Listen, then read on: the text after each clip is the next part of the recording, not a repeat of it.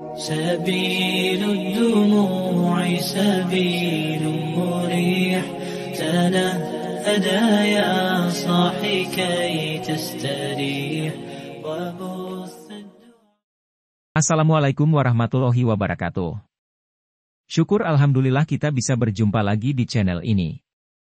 Sholawat dan salam selalu tetap tercurahkan kepada junjungan kita Nabi besar Muhammad Shallallahu Alaihi Wasallam. Allahumma sholli ala Sayyidina Muhammad wa ala ali Sayyidina Muhammad. Harapan dan doa saya semoga saudaraku semua diberikan kesehatan, dilapangkan rizkinya, diampuni dosa-dosanya dan dipanjangkan umurnya. Amin amin ya robbal alamin.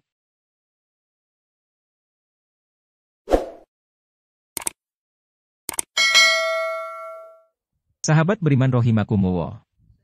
Dalam Islam, pernikahan merupakan salah satu hal yang dianjurkan oleh Rasulullah Shallallahu Alaihi Wasallam. Karena menikah adalah sesuatu yang mulia dan suci di mata Allah Subhanahu wa Ta'ala. Untuk itu harus dijalankan dengan sebaik-baiknya. Islam mempertegas semua hal yang dilakukan oleh umat dan harus didasari dengan syariat, tak terkecuali pernikahan. Masalah ini sudah dijelaskan dengan rinci oleh Nabi Muhammad Shallallahu Alaihi Wasallam, dari hal-hal kecil sampai perkara yang besar. Selain itu, Islam juga menjunjung tinggi keberadaan dan kehormatan perempuan. Tepatnya bagaimana peran seorang istri. Dasarnya adalah firman Allah dalam Quran Surat An-Najm, 38-39 yang berbunyi. ألا تزر وازرة وزر أخرى فصل وأن ليس للإنسان إلا ما سعى. Artinya, yaitu, bahwa seseorang yang berdosa tidak akan memikul dosa orang lain dan manusia hanya memperoleh apa yang sudah ia usahakan. Maksud di ayat itu, bahwa seseorang tidak akan dihukum karena dosa orang lain dan dosa seseorang tidak dipikul oleh orang lain. Dalam hal ini bukanlah karena dosa istri ditanggung oleh suami namun suami bertanggung jawab terhadap akhlak istrinya. Begitu besar tanggung jawab seorang laki-laki terhadap istrinya dalam Islam, namun bukan berarti wanita boleh melakukan apapun yang diinginkannya. Rasulullah Shallallahu Alaihi Wasallam bersabda, "Aku diperlihatkan neraka, ternyata kebanyakan penghuninya adalah wanita karena mereka kufur." Ditanyakan, apakah mereka tidak beriman kepada Allah? Nabi bersabda, mereka kufur terhadap laki-lakinya, kufur terhadap kebaikan. Jika kamu selalu berbuat baik kepada mereka, dia akan melihat satu keburukan dalam dirimu, dia akan berkata, aku belum pernah melihat kebaikan sedikit pun darimu. Hadis riwayat, Bukhari dan Muslim. Sangat indah, sebuah hukum yang mewajibkan kita untuk saling menjaga. Dari sudut pandang wanita, ini adalah hal-hal yang tidak boleh dilakukan wanita terhadap suaminya menurut hukum Islam. Berikut beberapa dosa besar yang dilakukan seorang wanita terhadap suaminya yang kami rangkum dari berbagai sumber. Namun sebelum lanjut mohon dukung channel ini dengan like, komen, share dan subscribe.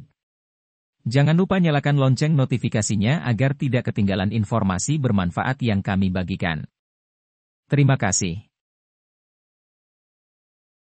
Yang pertama adalah menentang perintah suami.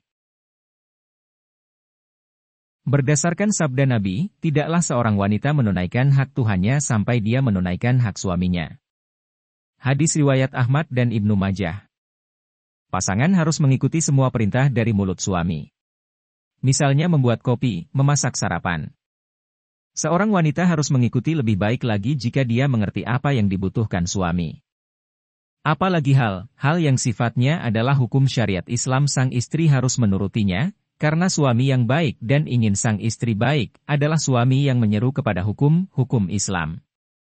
Tetapi jika pria itu menuntut kejahatan, itu juga bertentangan dengan hukum Islam.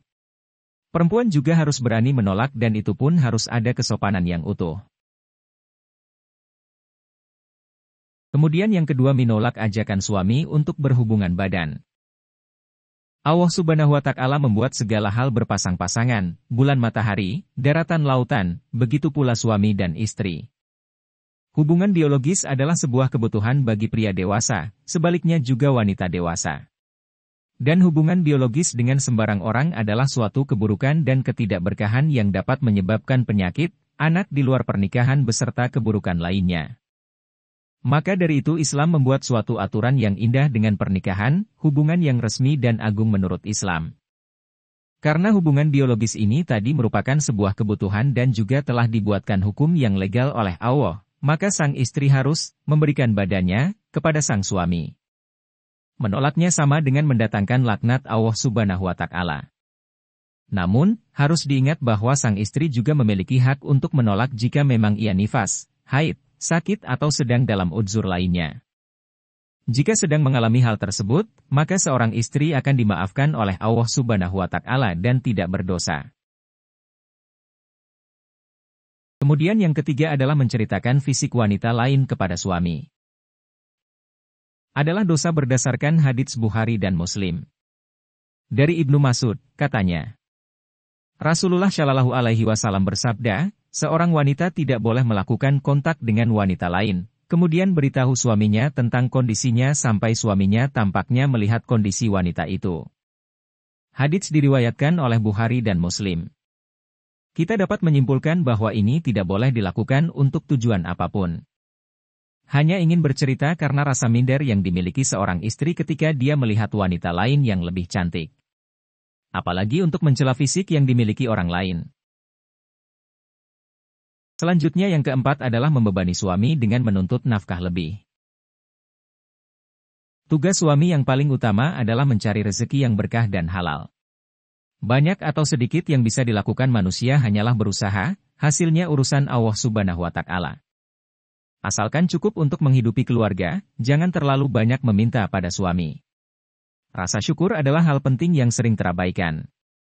وَإِذْ تَأَذَّنَ رَبُّكُمْ لَإِنْ شَكَرْتُمْ لَأَزِيدَنَّكُمْ وَلَئِنْ كَفَرْتُمْ إِنَّ عَذَابِي لَشَدِيدٌ. Artinya, dan, ingatlah, tatkala pemelihara kalian mengumumkan bahwasanya jika kalian bersyukur, maka sungguh aku akan tambah untuk kamu enak. Dan jika kamu tidak tahu berterima kasih, hukumanku akan sangat menyakitkan.